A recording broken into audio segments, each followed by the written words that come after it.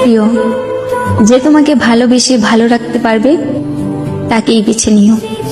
না না, আমি রাগ অভিমান এইসব থেকে বলছি না।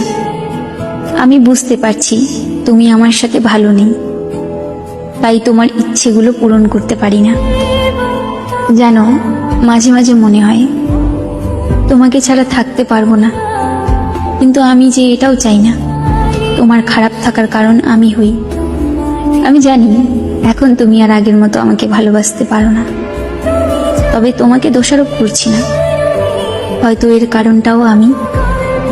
তবে কখনো যদি আমার প্রয়োজন হয় কল দিও, তৎক্ষণাৎ তোমাকে সাহায্য করার চেষ্টা করব আমার সাধ্য মতো।